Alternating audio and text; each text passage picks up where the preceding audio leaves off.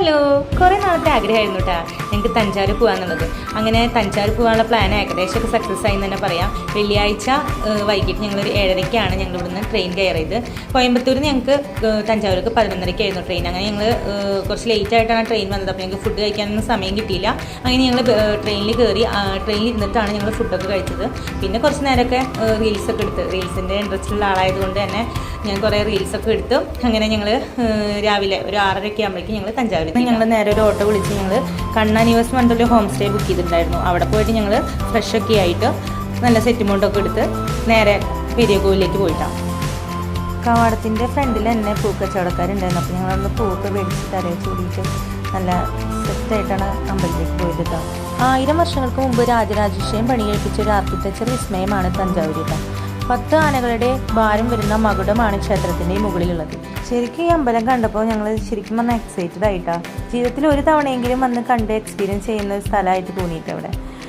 വീക്കെൻഡൊക്കെ ആയതുകൊണ്ട് കുറച്ച് തിരക്കൊക്കെ ഉണ്ടായിരുന്നു. പിന്നെ അവിടെ ഒരു കാര്യം എന്ന് വെച്ച് കഴിഞ്ഞാൽ സെക്യൂരിറ്റീസ് ഫോട്ടോസ് മാത്രം എടുക്കാൻ സമ്മതിക്കുള്ളൂ കേട്ടോ. വീഡിയോസ് ഒന്നും എടുക്കാൻ സമ്മതിക്കില്ല. അവിടെ അലോഡ് അല്ല എന്നാണ് കുറേ എഴുതി വെച്ചിട്ടുള്ളത്. പക്ഷെ എന്നിരുന്നാലും ഞാൻ വീഡിയോസൊക്കെ എടുത്തു കേട്ടോ.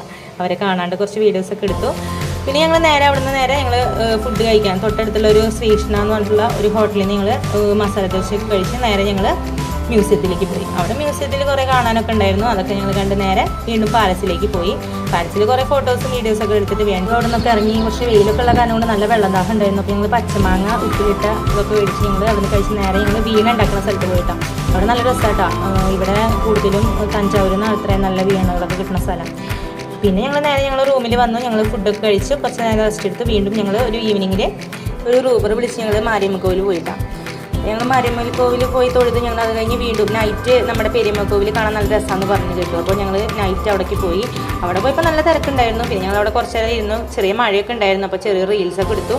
അങ്ങനെ കുറേ ഫോട്ടോസൊക്കെ എടുത്ത് ഞങ്ങൾ വീണ്ടും അവിടെ നിന്നൊരു ഓട്ടോ വിളിച്ചിട്ടാണ്. ഈ ഓട്ടോ എന്ന് പറഞ്ഞാൽ എന്താ പറയുക, ഫെസ്റ്റിവൽ നല്ല എൻ്റർടൈൻമെൻറ്റും ചെയ്യുന്നു കേട്ടോ. നല്ല വിദ്യയുടെ പാട്ടൊക്കെ വെച്ച് നല്ല എന്താ പറയുക, ഇടയ്ക്ക് വണ്ടി മഴ പെയ്ത കാരണം കൊണ്ട് സ്റ്റെക്കൊക്കെ ആയിട്ട് ഞങ്ങൾ കുറേ നേരം എന്താ പറയുക ഇരുന്ന് അങ്ങനെ ഓടിച്ചോടിച്ചിട്ടൊക്കെയാണ് വന്നത്. പിന്നെ റൂമിലെത്തി ഫ്രഷായി ഞങ്ങൾ റീൽസൊക്കെ എടുത്ത് പിന്നെ 1:30 ആകുമ്പോൾ കിടന്നുറങ്ങി. വീണ്ടും രാവിലെ ഒരു 5:30 ആകുമ്പോൾ എണീറ്റ് ഞങ്ങൾ ഫ്രഷായിട്ട് ഞങ്ങൾ കുംഭകോണത്തുള്ള മറ്റേ താരാസുരം ഐരാവതേശ്വരം എന്നുള്ള ടെമ്പിളിൽ പോയിട്ടാണ്.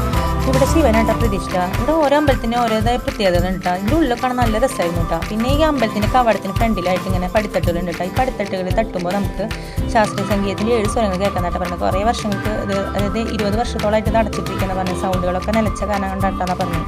പിന്നെ ഞങ്ങൾ നേരെ തഞ്ചാവൂരിൽ നിന്ന് ബസ് കയറിയത് തൃച്ചിയിലുള്ള നമ്മുടെ ശ്രീരംഗം എന്ന് പറഞ്ഞിട്ടുള്ള ടെമ്പിൾ കാണാൻ വേണ്ടിയിട്ടായിരുന്നു. തഞ്ചാവൂരിൽ നിന്ന് ഏകദേശം തൃച്ചിയിലേക്ക് 4 മണിക്കൂറോളം ദൂരം ഉണ്ട് കേട്ടോ ഈ അമ്പലത്തിലേക്ക്. ഇവിടെ ഞങ്ങൾ